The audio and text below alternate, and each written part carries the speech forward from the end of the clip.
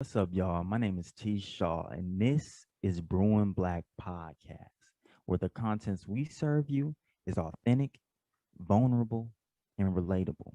That means we serve you with no cream and no sugar. I guess I like my coffee black.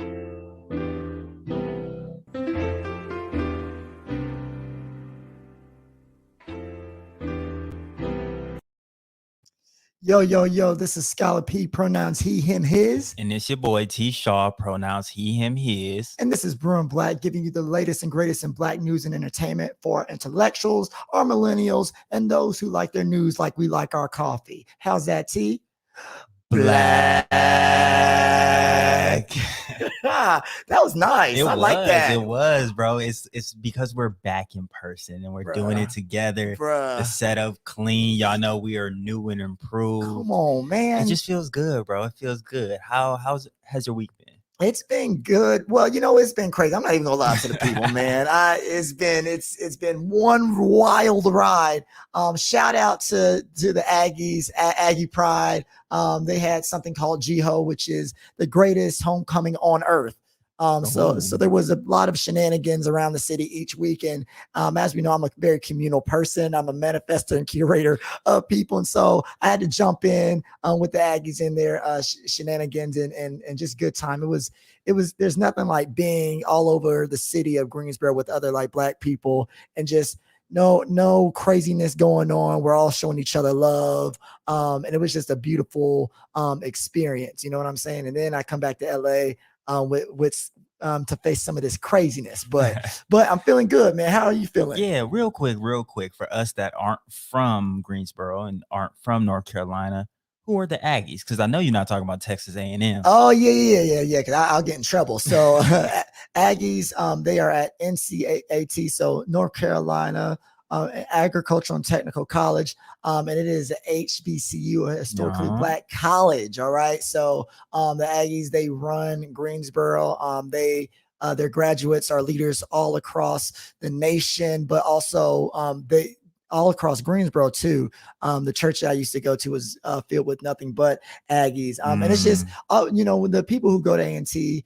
They're just so solid and they look out for you so much. And you can tell that whatever A&T is doing with their alumni, they're doing something right. Because they come out really supporting Black people on every level. So shout out to so many of my church members who are Aggie priding it up, and even some of my friends who went there recently. They just come out, being better and it's doing exactly what you feel like HBCU should do, which is prepare Black students to not only be successful but to reach out and give back. You know what I mean? Absolutely. And I think that helps us put a better taste in our listeners' mouth, right? Because last episode we talked about Howard and the protests that's going on at Howard and the cost, the debt that people, especially Black people, incur by going to HBCUs. But hearing this positive story of HBCUs, I think that definitely helps cleanse the palate and maybe knock Howard off that top spot where they hold the top spot of like the best HBCU in America. Yeah, I have to say this as someone who has gone to the whitest of white schools in the nation. When I'm around the Aggies, they never make me feel uncomfortable, like I don't belong. They accept all forms of Blackness, and it felt like no matter where you went, you're here in Greensboro, you're here in Aggie land, and like we're gonna turn up, we're gonna have a good time. As long as you're not coming with no craziness, we're not bringing no craziness to you. And so I just thank the Aggies for making me feel welcome. Shout out to the Sigmas and the Zetas who showed me love. Shout out to some of even the other Greeks that I saw that helped me have a really great time. It was a whole movie this past week, so it's great. And that just reminded me that we missed that whole week of Greek shenanigans. Do you want to talk about that real quick? Insecure, it was a big thing Amanda Seal's character in the show played at AKA, and a lot of people had a lot of things to say, and I know we weren't here last week. So I mean, as a person that is a part of the Divine Nine, I just want to get a quick take on that you had on what happened. Well, yeah. So first, I'll start off by saying that we love Issa, and I have a lot of trust and faith in Issa that she would never do anything intentionally to try to disrespect any facet of the Black community. And so I want to start off by saying that there are reports that the director of AKA has said that Insecure did not get permission to use that logo. But I want to take it with a grain of salt and let the story develop. I will say that if you didn't get the logo and the permission, then like, I don't care if you're Black or you're not Black, using someone's logo and business likeness without their permission and without them being compensated or something like that, is you don't want to steal from your own people. Absolutely.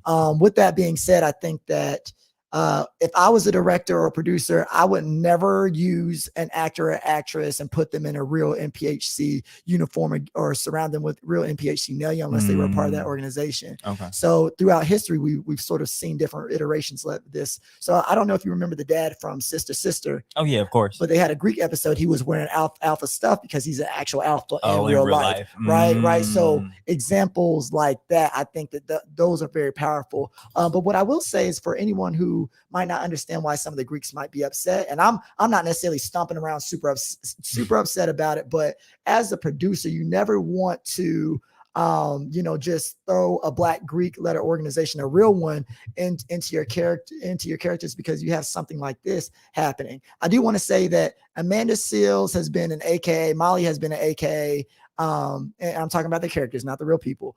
Their character, Tiffany and Molly, have been AKA since season 1. It was very clear season 1. They had Nelia. If you go back and look, you can see AKA in their Nelia and the stuff that they wear. Tiffany's husband on the show is an alpha. It's been that. So I don't know why people are getting upset now. Yeah.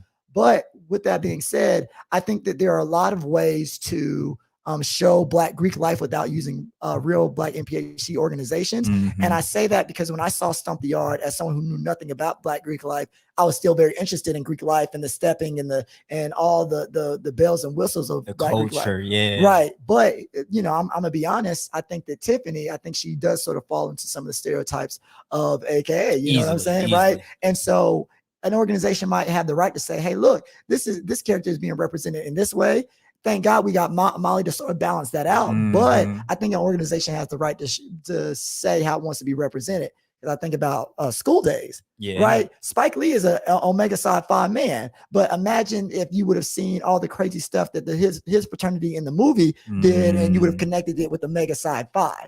You know what I mean? Sense. It does make sense. So it's like, you see Spike Lee did it successfully with School Days. At least his main frats and sororities weren't actual NPHC organizations. Stomp the Yard folks did it successfully, right? Had a great movie that really showed and showcased Black Greek culture. And so it's possible. So I think it's just a tricky slope when you use real, you use actors and actresses and you have them wear the real Nelia and they're not really a part of the organization in any facet. I think it's only a risk there. I don't see a lot of the benefit of doing it unless you show them in a perfect light. But even still, it's a tough thing. Okay. I appreciate that. I think it was a major conversation. And I think that is something that I have been wondering about as someone that is not in Black Greek life, but that's like, come on, y'all. Like the telltale signs were already there, but I do understand the significance of that symbol and that logo, because had it been a company like Apple or Target or Walmart, right, you have to get that licensing. Right. I think about iCarly and how they used to have the pear, and it's like, we know that the pear is the Apple symbol, right? But you're not licensed to use that. So I think it comes with that same respect. When we think of Black community and Black organization, it should hold that same value and be set to that same standard, and you should go through that same protocol if you want to use it.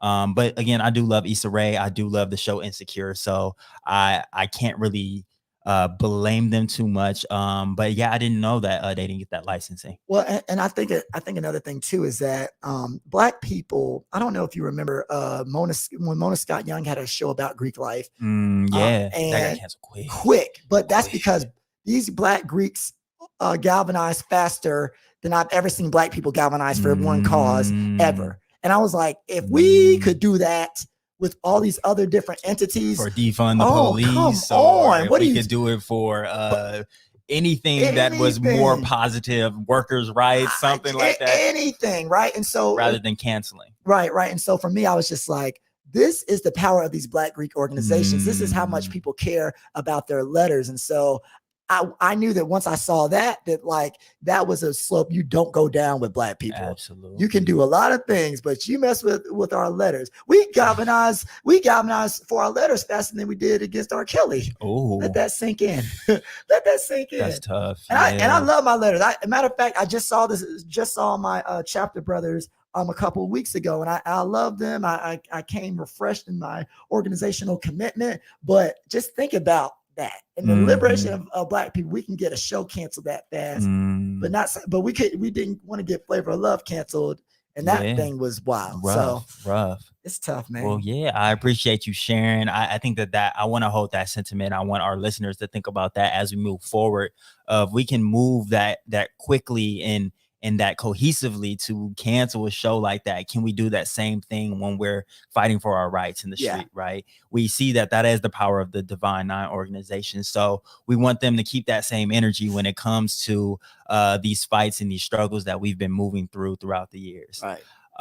But yeah, so real quick, my week was solid. I just want to shout out my urban scholars, the boys at Fremont, the boys at UMed, and the boys at Dimely and Hawkins. I'm finally back in the classroom and it feels great. We set some community guidelines because they just have a lot of energy, but it's just crazy because I was talking to the teacher and what she was saying was that like she could tell that the students have been waiting for someone to kind of look up to in a way. Right. And Johnston and I, shout out to Johnston, he's my partner in crime when we come to the schools. We're 25, 26, so we're right around their same age, a little bit older, but like we're not as old as maybe a 40-year-old to them, right? So they can see themselves in us. And when we're talking about helping them find a purpose and talking about getting them in college, they believe us and they trust us. And it's crazy how quickly they've opened up to us. So I think that's been super nice.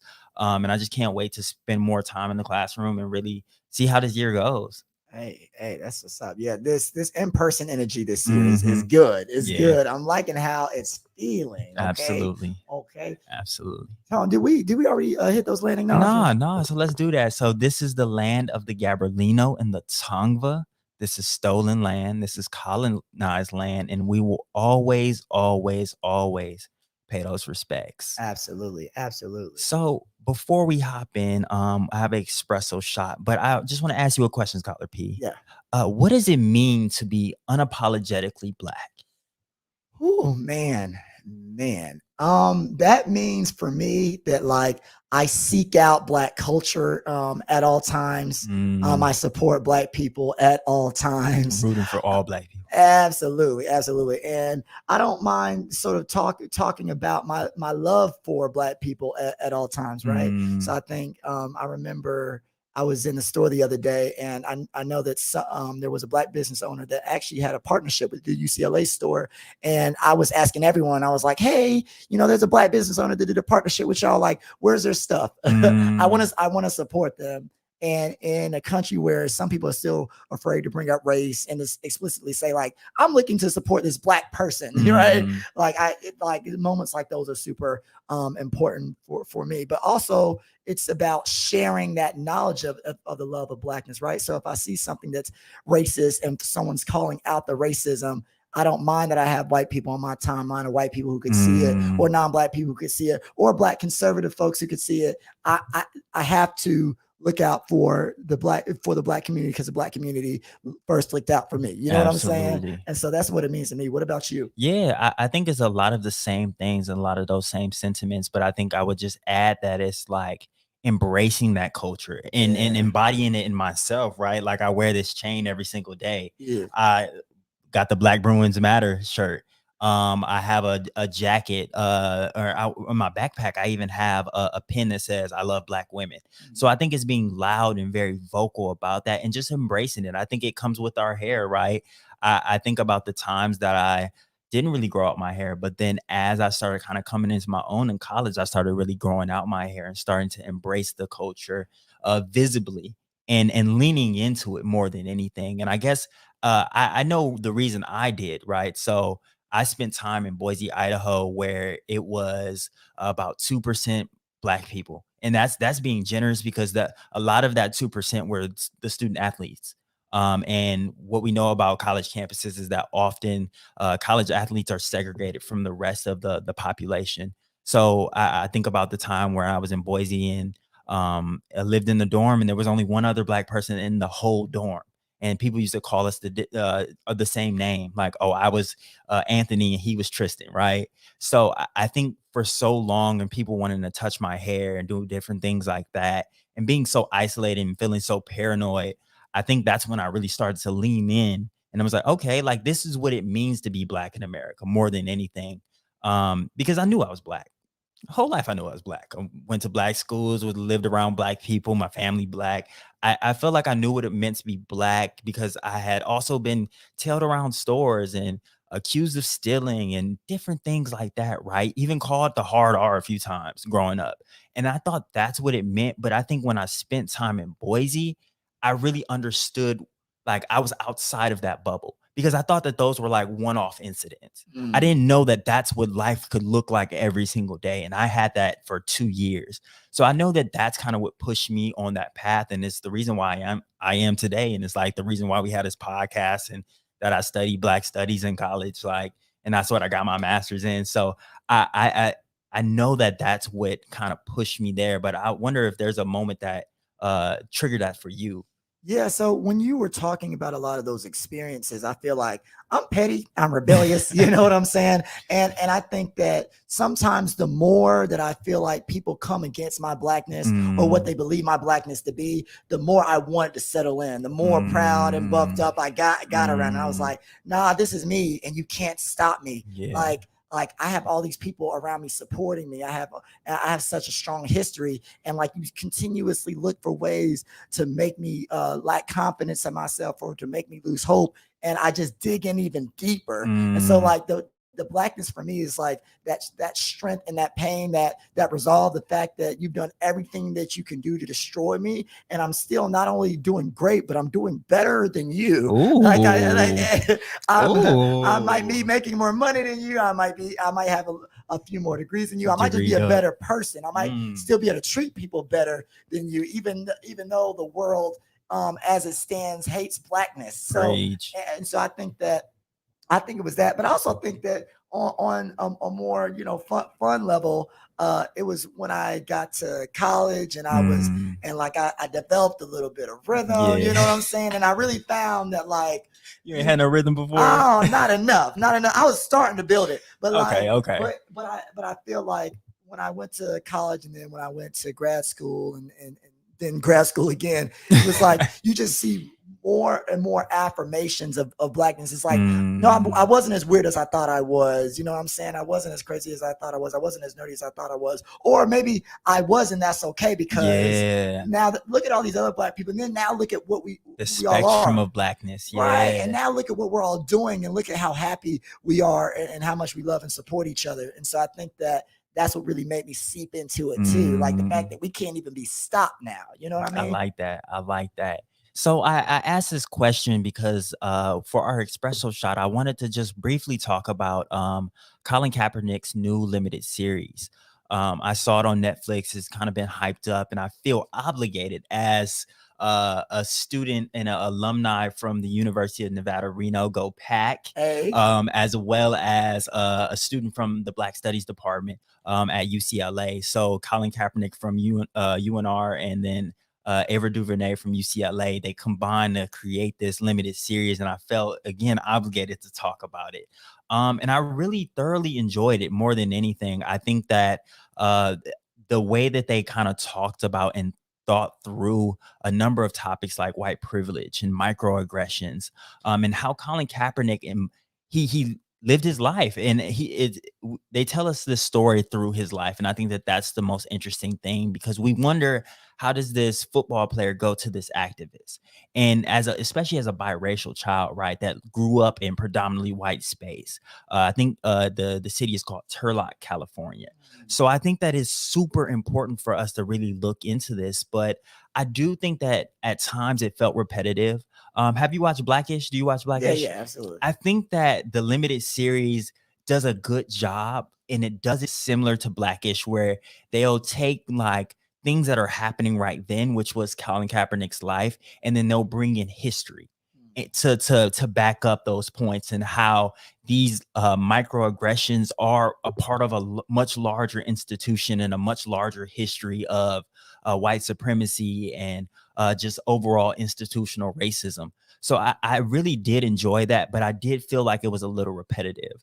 I wondered who the audience was as I watched. I wonder, were they talking to white people? Were they talking to black people? And I think it's a little of both. But what I decided is I think that it's mostly for students and people that haven't come of age yet, right? I think a little younger. I thought of my cousin Darius, who is 13 and he's living in Canada. And though it isn't the United States, I know he's dealing with those same things. There's not a lot of black people in Canada, and he's a young black boy in white space. And I think being able to look at these microaggressions, and they define white privilege and some things that, especially us who have gotten degrees in fields like this, it seems kind of elementary. But it's realizing that a lot of people, maybe even our listeners, like they could gain something from it because they do such a great job breaking it down. So at times it feels repetitive. At times it feels very dramatic, because it's like, if this is a real life telling of his life, like no one said it as direct and as overt as that. Right. But I think it gives it that directness, that overly dramaticness. I think it gives it an educational value.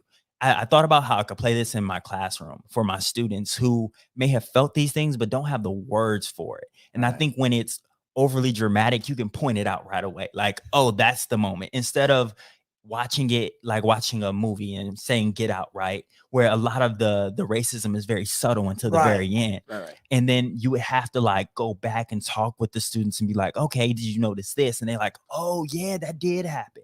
You don't really have that with this because it's so in your face. It's like, boom, they say something crazy, mad, disrespectful. And then Colin Kaepernick jumps in with his narration.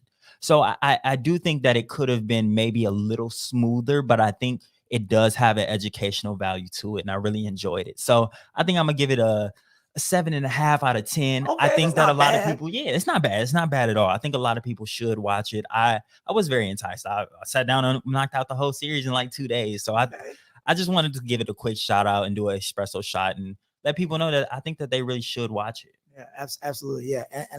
And I can definitely appreciate this idea that like things are, I think, especially as you're coming up, you want to understand what those direct things are. And the funny thing is, when you were talking about like, maybe it didn't happen that directly, I was thinking, but what if it did? And I think for some of the people who might have been watching it too, it's like, maybe they did have a super direct, like, oh, they did that. And like, maybe to the point where they were like frozen or in shock and like, dang, is someone else going through this? Does someone else even understand this? And for that story to like have those elements in there is really, really powerful. And so I hope that it continues to have like the impact that it seems like it's having right now. Right. Yeah. And I think more than anything, it really made me think about the concept like double consciousness. And I know it's thrown around a lot, but again, on the show, we like to break down concepts.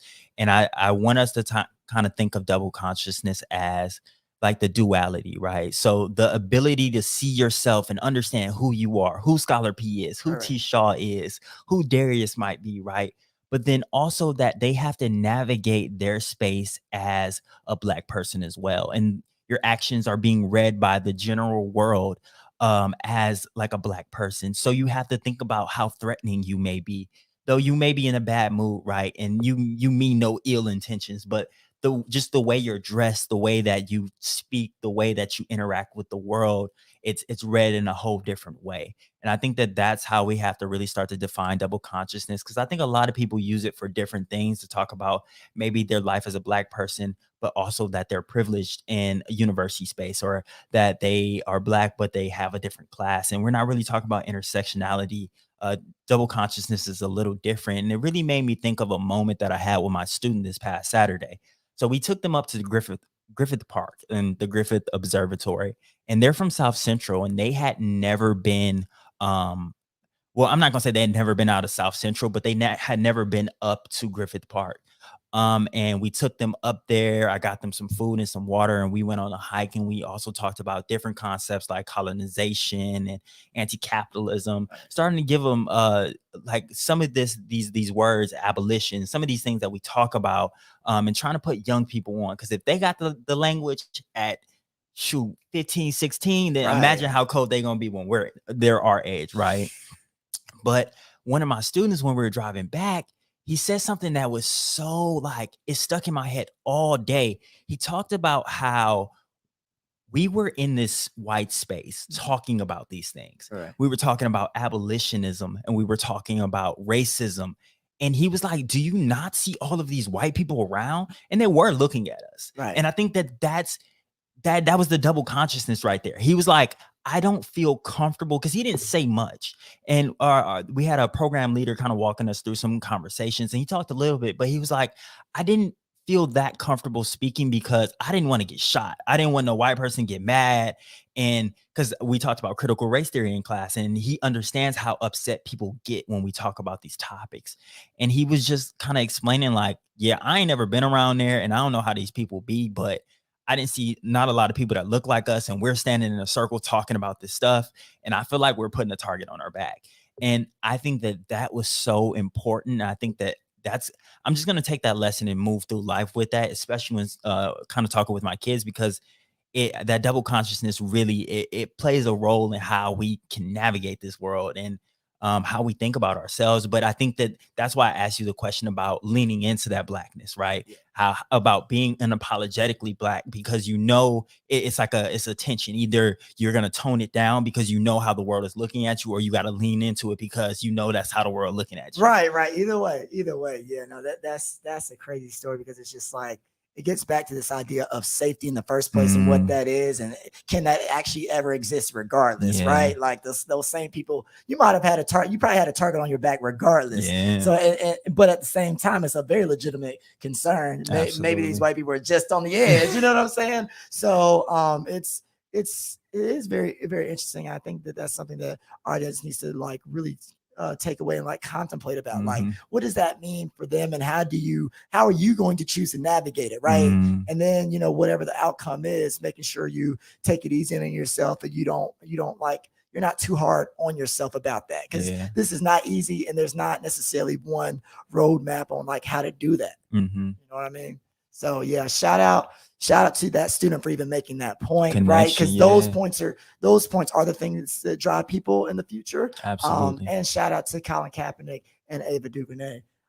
So I wanted to get into an espresso shot too. This one is silly, y'all. Like, what are we doing? Look, Darlene Roberts is a woman in Tampa who finessed her way into a sign language job with I guess the police department in Tampa. And I don't know how she did it, but I gotta say, I know people who have finessed their way into jobs, and Black people got to understand, right? There are already very successful, very hardworking Black people who do not get opportunities afforded to them anyway. Big facts. Right. Like, it's said, there's already enough discrimination way before you get the job or while you're interviewing and things of that nature. So for this woman to really come on national television and do sign language only to be called out later on, it's sort of like, girl, come on now. Like, I can't be a mad. Major case too. Yeah, I'm just like, you could be using that hustle to save the world. I swear to God. But I just had to give a little bit of a espresso shot there, because she was crazy. But that tickled me. Like, I know people who finesse jobs, and it's a funny story to hear about, but it's like, y'all, we do not need more people scrutinizing us later on. So like, just be mindful, please. Absolutely, because we know how much pressure is on us, right? Already, it's like they already looking at us like, you don't know no sign language. So when somebody does come into that position next that is Black, they're gonna be like looking at them sideways. Or anybody that came across that news story, right? I think that's something else that I learned from Boise, is that like people that don't interact with Black people, learn things about Black people in those ways. So Right. that shapes their whole perception about who we are without ever speaking to us. That was the same thing I was saying about the Greek stuff too. Like if you don't know it, when you see it, oh, that's what that organization does, a group of people do. That's real. So and that's why stereotypes are bad. Yeah. So it's a whole mess. Okay. So Derlin, get it together. She's like a professional scammer. Yeah. Use that power for good, baby. you can do it. So with that being said, we want to step into something called our light roast. I love how synchronized. Yeah, it's beautiful. It's beautiful. We got to do this more in person. Absolutely. So, for those of you who don't know, our light roast is when we criticize someone or something in society, and sometimes, we try to give them and show them love and positive, constructive feedback, but sometimes people don't deserve it. I think we're not going to cancel these particular entities today, but it's a lot. People are doing a lot. T, tell them what's going on as it relates to Michael Myers and Halloween Kills. Also, wait, spoiler alerts. If you haven't seen the movie, I appreciate that. A lot of people. No, I'm gonna say a lot of people. Us, we forget to do that sometimes. So, with the Michael Myers thing, there has been a lot of stories. It was on TMZ, the Shade Room, Yahoo News. Michael Myers has been accused of being homophobic, according to these news sources, and it's important for us to understand that this is really sensationalism at its best and at work, right? It really begs the question on why like this is actually a story. Because when you look a little deeper into it, especially through Twitter and looking at even the news source that these news sources quote, it is clearly a joke, right? And it seems like it's just gone over everyone's head. But because we are still in the context of the Dave Chappelle conversation where people believe that the LGBT community is overly sensitive, I think that this news story is sensationalism because it's just playing into the hands of that, right? One thing I really learned from this Facebook debacle that happened a few weeks ago is that anger fuels social media engagement. When you see something that makes you mad, that irritates you, you're more likely to spend more time on social media and you'll engage more. And that's how they get more advertisement. So for me, I'm thinking about how TMZ, the Shade Room, they make their money and they draw people. So it's like this was a story that they knew that people were going to be nasty and say vile things and talk about one specific community. And especially because we already have talked about how the LGBTQ community isn't just white. Right. And I think that lens is still missing. And it's unfortunate that they've really played into it. And I've saw so many people talking about, oh, this is what Dave Chappelle was trying to tell y'all. They don't know no bounds, right? They only know how to be sensitive. And I think that it's just important for us to realize like that we're falling into the trap. So I think the light roast for me is for the news outlets, but also for the people that fell into this trap. Right. Absolutely. Yeah. And I love that point that you made about this idea that the LGBTQIA plus community is already sort of criticized for being too sensitive. And it's just like for you all to think that LGBTQIA plus people who are getting killed and discriminated against in so many different ways is worried about Michael Myers. You know what I mean? Yeah. And like for those of you who a fictional character, right, a fictional character in a movie that kills people, right. And I'll say that the gay couple that they had in there they were really quite lovely. They were fun. And it wasn't just like, oh, they're gay and that's the only reason and that's a check mark. It's like they had personality, they had a cute little thing going on in terms of like some bad trick-or-treaters. It was cool. It was a regular story. It was humanizing and it was normalized. And so I think that it's also just a disservice to like how the producers of Halloween Kills would have even portrayed them. And like we said before, LGBTQIA plus people got way more to worry about than that. They are, and when I say that, I mean that they are not worrying about that because there are way more important things, real life things. Yeah. So I like you said, I think it's insulting to all parties involved. And I think because I would also say that other minoritized groups, women are too sensitive, Black people are too sensitive, like a lot of minoritized people happen to be too sensitive right now, and I think that we have to be careful in the stories that we like you said, sensationalize, because if we're not, like now everything can get muddied. Absolutely. Right, and the causes can get muddied. So yeah, we got to give them the biggest light roast. Oh man, so I do want to say, you know, I think it's one thing for us to be critical of other people, but I think it's another thing when people can be critical of themselves, and even if they're not critical, it's cool when they can be vulnerable. Absolutely. You know what I mean? And we want to give a big shout out to Will Smith, who was talking. I think it's about a new series or a new movie that's coming out, but I know it's also his book. He also has a book coming out as well. And he talked about a time in his life where he thought about committing suicide. He was like in the worst shape of his life and things of that nature. And he talked about wanting to commit suicide. So like, T, what did that tell you about, you know, or what did that signify to you that Will Smith, with his stature, with his fame and his fortune, is being that type of vulnerable? Because I've seen people act like they're going to tell you their life story and only give you crumbs. But like for someone like him, who also has this public persona of always being happy and go lucky and joyous, what does it mean for you that he, you know, even considered suicide? Yeah, bro, that's such a good question. I think it builds off of the conversation we had about Will Smith initially. I think that it's so nice to see him breaking down those walls. I think that that's so important. And I wish so many celebrities did that, because it humanizes them.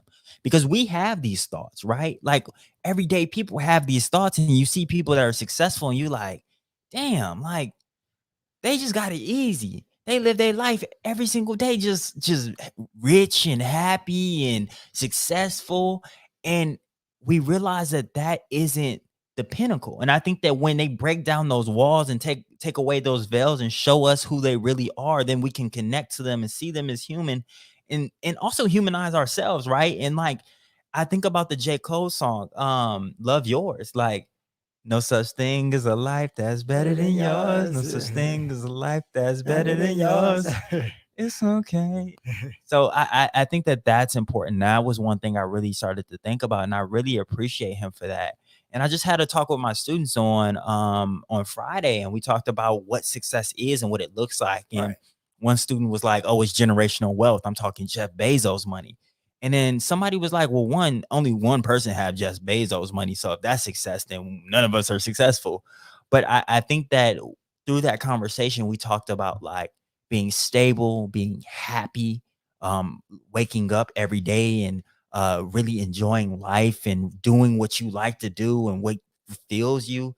And those are different ways that we should start to think about success, rather than, oh, Will Smith has been in all these #1 movies. He's successful. He's happy. His life is perfect.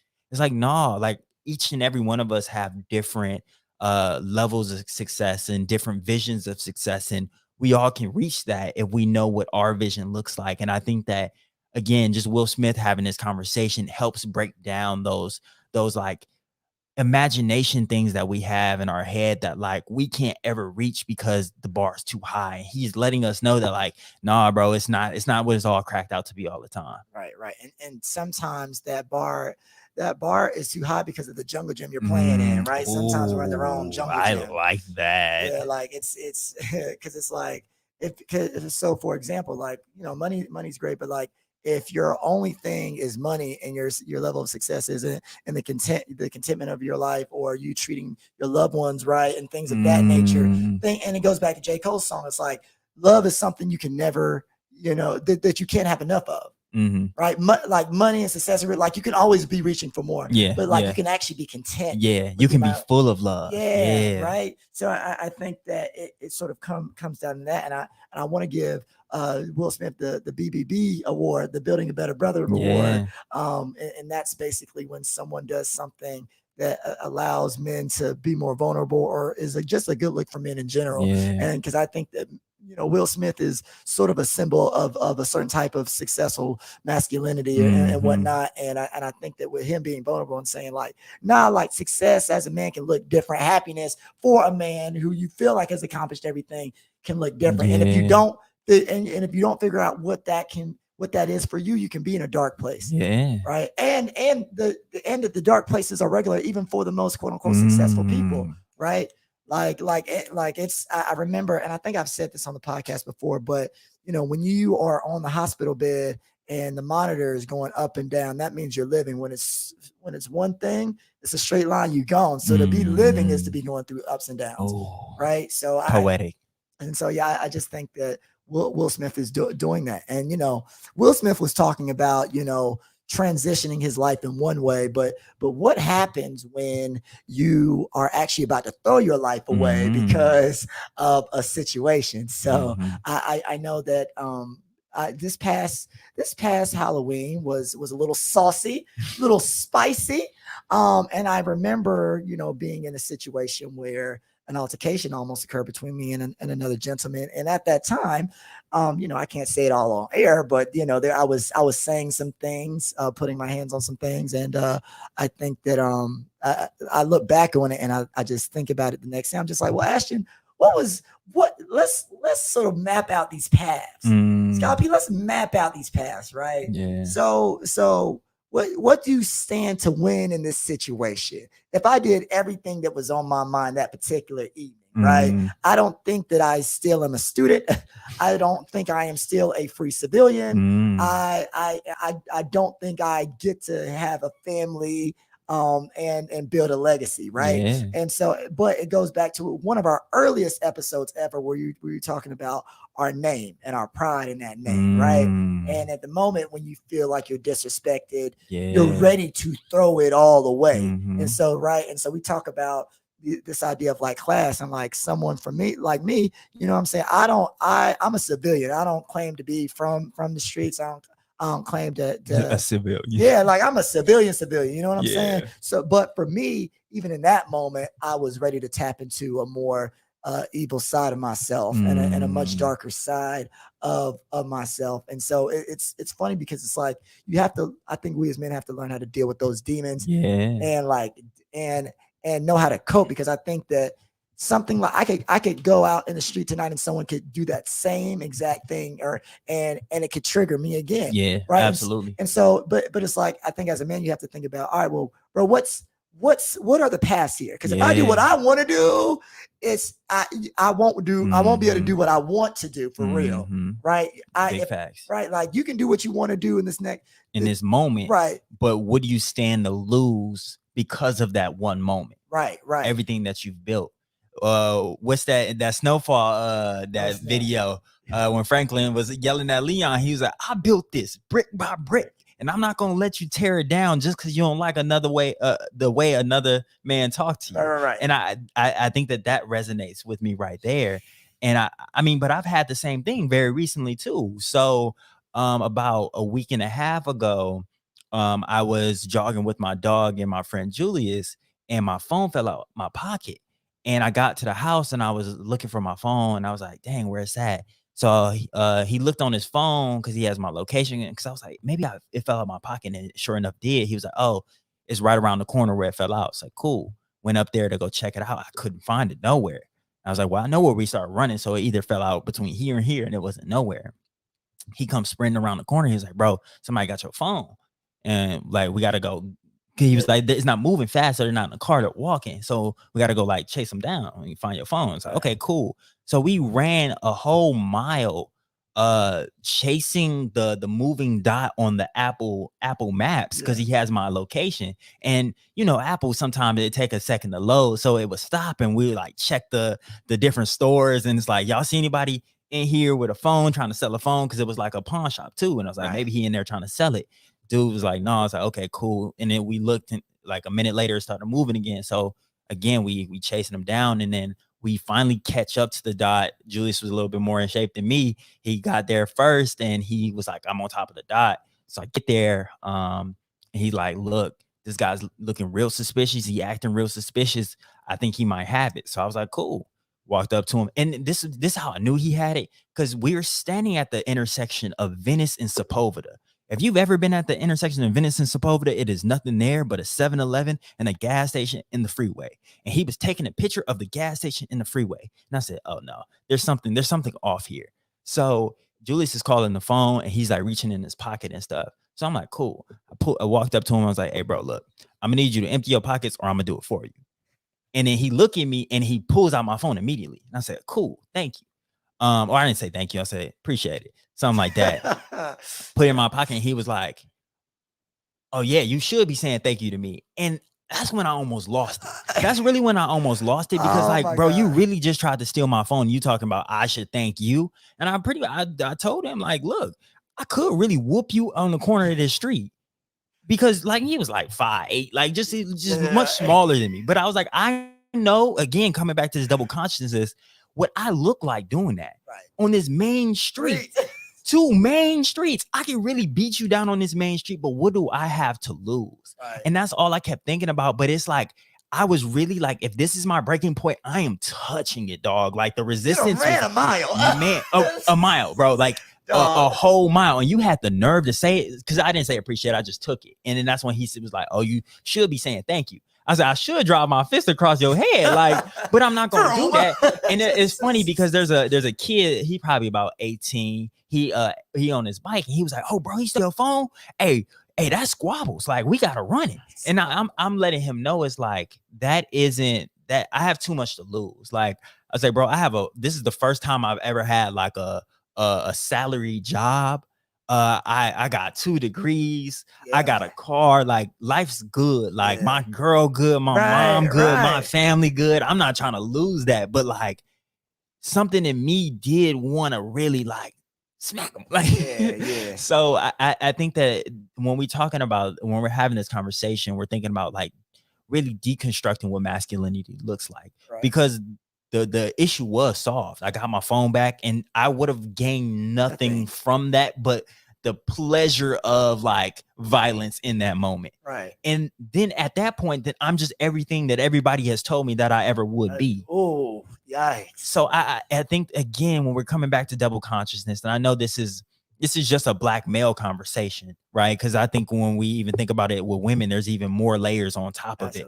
But with this one, it's like there is a link between violence and blackness and masculinity that is often tied to each other, and that is almost expected of us, and we almost are so willing to perform it because it's like, well, if not, then what do I look like? And that's a question in the back of my head, but it's like I look like a civilized like adult, like I look like somebody that has learned and has grown and that doesn't have to be there. And I'm not saying that the people that don't make that decision aren't civilized, no, but I think that it comes back to that past conversation is that like when you are at that point, you probably don't have anything to lose. So you are willing to go down that path because it's like you did disrespect me and you put a lot of disrespect on my name. So it's like, how do I clear my name? I got to whoop you out.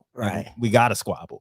But it's like, we know that we aren't there anymore. And I want to work with my students. Because when that 18-year-old said that, I immediately thought of my students. And it's just like, I know that that's where they would be too. And that's probably where I was. Yeah, no, exactly. And I think, and I appreciate you for being so vulnerable. So let me go just a tad bit deeper because I think there's an interesting logic to here too, right? Mm-hmm. So from my situation, I was at a club and like there were, I can't remember if I actually tried to dance with the women or if I was just around them, but I think some guy, and he said it respectfully, but he touched me. He was like, oh, hey man, chill out or something. And I just laughed, I was like, hey man, don't put your hands on me. And then that caused the back and forth. And then, shout out to my man's Bernard, separated me. But I start at this point, I'm fuming like to the point where like I'm asked to leave the place because things are starting to break and I'm the cause. And I go back to my place of residence and things are starting to break and I'm the cause. And to the point where, there was someone who had to pull me to the side and be like, hey, look, they're probably going to call the cops because of how enraged they see you. And then it becomes, I am that person, right? That they always thought that someone like me would be. And I think, and here's the thing in that moment, right? Like I had thoughts to you. I said, I could go back to the club right now. It was early in the night. I said, I could wait for him to come out. I could wait for him. I got some supplies here and me and my supplies can meet him like tonight. It was that type of thing. I was like, who are his relatives? It was bad. It was bad. It was I like, I'm an overthinker, so I just start thinking about all the webs of connections to people and all their stuff because I wanted him to suffer so bad for doing that. Yeah, for don't touch putting me, you right? in there. Right. Yeah. So, but for all my guys out there who have been in similar situations, who've been like, yo, you can't disrespect me, and like, if you do, I gotta do something with you. Well, let's think about this from a statistical standpoint. I'm not a quantitative guy. I'm a qualitative guy. But let's do the math here. I go back to the club. I go back to the club. I wait for him. Right. Let's say he has a family member pick him up. Let's say I roll to him and the family member and I react. Right now, how does that work out for me? I'm probably going to court. I'm probably going to jail, and I'm going to be filled in a facility that I cannot get out of with 300 other guys that might also do the same thing. So, like, numbers wise, I think that you have to realize that you can't beat the field. You can't beat the field. People are going to try you. As long as you are alive, someone's going to try you in some way, some form, some capacity.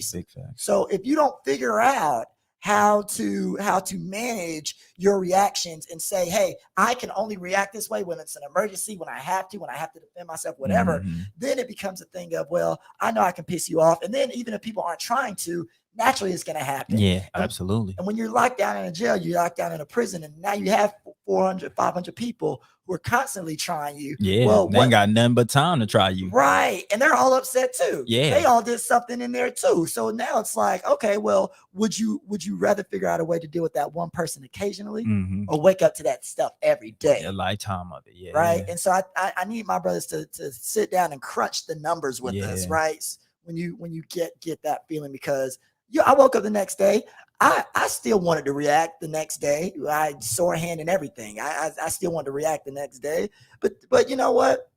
Another day goes by and I'm like, I have more things to do. Was it that serious? Right. I have more things to do. Yeah, I'm about it's consuming your time and your energy and your thoughts. And then it's like, and that's how it was. It's like I kept making myself more upset. Like thinking about it. And then I find myself falling into hypotheticals, and it's just like, but the situation's over. And that's what I had to tell myself. It's like I could continue to think about the situation and how I reacted and what people might have thought of. Cause like I thought about that kid and I was like, but he doesn't even know me. Right. So it's like, of course, as an instigator, he would love to see something happen on the street to tell his friends. But it's like, what does that mean for me? Right. Yeah. And I think that we have to get out of thinking about what we look like to other people. Right. But again, it's the double consciousness, because it not only affects like how white people or other people of other races see us, but how we as other Black men see each other. Right. But I think that coming back to Will Smith is like, that's why vulnerability is so important. And that's why this conversation is so important, because then people can see that like, it is okay to not react, and it does not make you weak. Right. It does not make you any less than. It does not make you less than a man, right?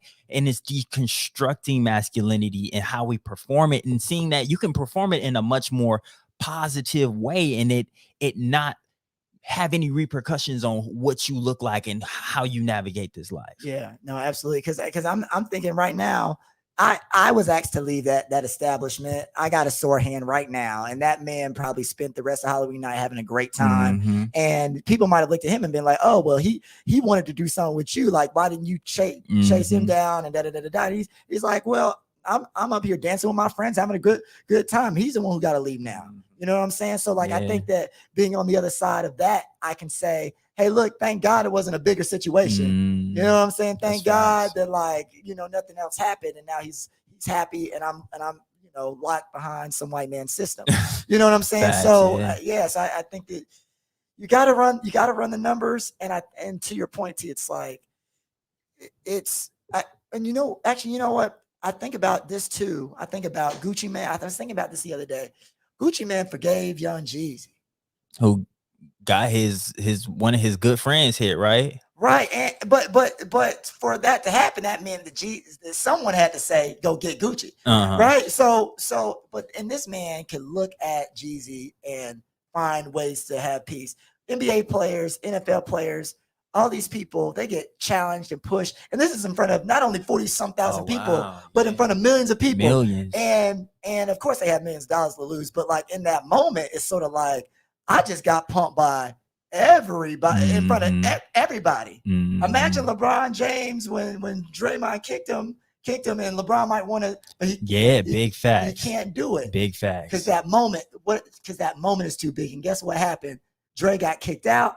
LeBron goes to win maybe the most important title he'll ever win. So like, I think there are also not only are those examples important, but like there are success stories in learning how to chill.